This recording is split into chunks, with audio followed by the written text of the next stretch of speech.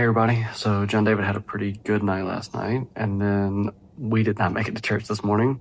If you've ever had like a night where you just sleep deep, then that's kind of what happened with us. Hunter wanted me to sleep with him last night, so I did. And Mallory slept in our bed, and then she came and joined us at some point during the night.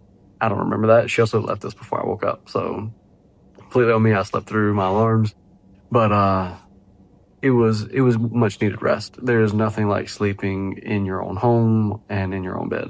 So, but obviously y'all can see that we're back at the hospital now, and I'll get to that here in a minute. But one of the other things that's just an everyday blessing that a lot of people probably take for granted is just be able to cook your own food.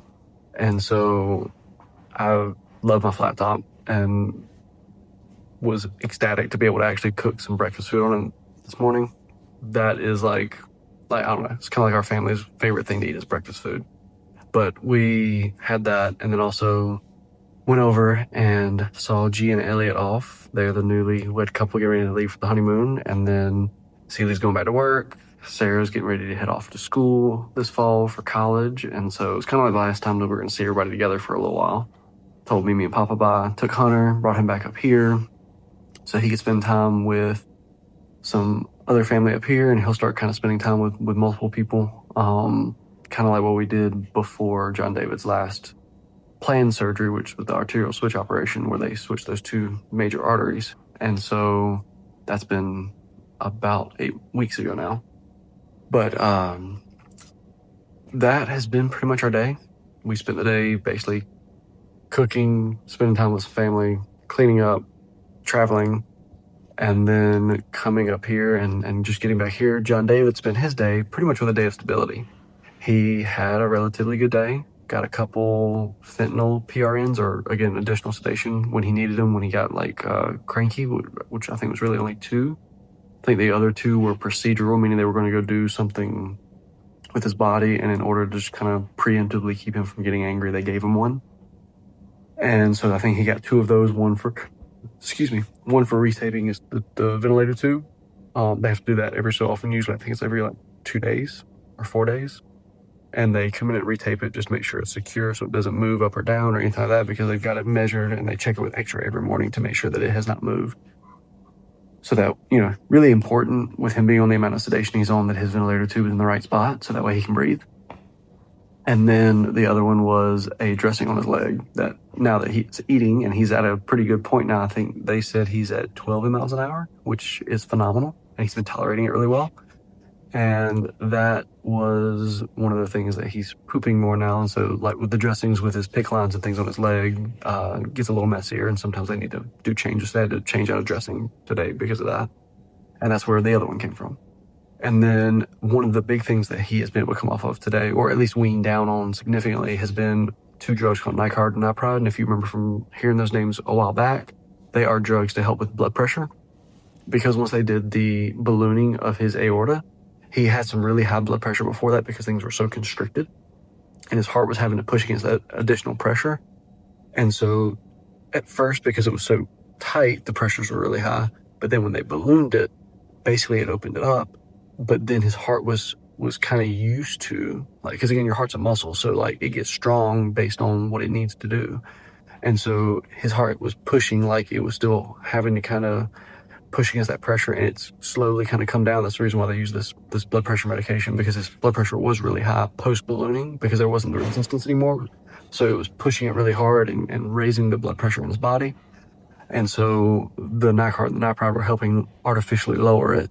They call it afterload reduction, but really all you need to know is that it was helping lower his blood pressure so that way he could stay in safe ranges. Also, one of the big causes of stenosis, or that narrowing of the aorta, is high blood pressure. So really important medication. But the good news is it seems like his heart is starting to adjust, the muscle's starting to adjust to the lack of pressure now. And so he has been able to come down on those significantly. Like right now, he's not on any at all. And even when he was awake, he wasn't on very much. Whereas the other day, he was almost maxed out on both of them. And so it seems like he is doing his part and he is adjusting to what they have done in terms of ballooning his aorta. So that's a praise. That's a good news. And that's pretty much been our day. That's really nice that it's relatively short and sweet. If y'all would pray for these two things: one, that his heart will continue to be strong and adjust to the changes they made, aka that his aorta will stay open, because we really need it to stay open for a good period of time, so that way he can get bigger and stronger. Two, that he's going to do another ERT here in a minute, and that he will pass it and do well with it, so that way his lungs can continue to strengthen and he can get ready to extubate and come off the ventilator. And then three, for all the kids and families who are battling congenital heart defects, please pray for them, and because they really need it. Again, this is not an easy road for anybody. If y'all have paid attention to ours, then ours is not necessarily the normal road. It has had a lot of complications. However, it does convey a lot of the feelings and emotions that every single one of these families feel. So if you would, pray for them, because they definitely need it.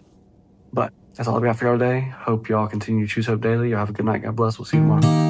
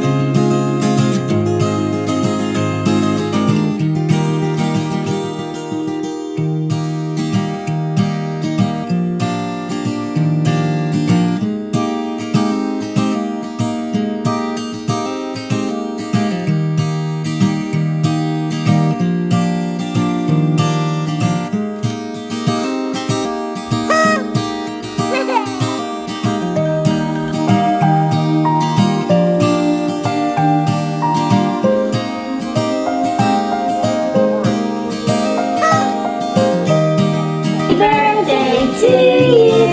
Happy birthday.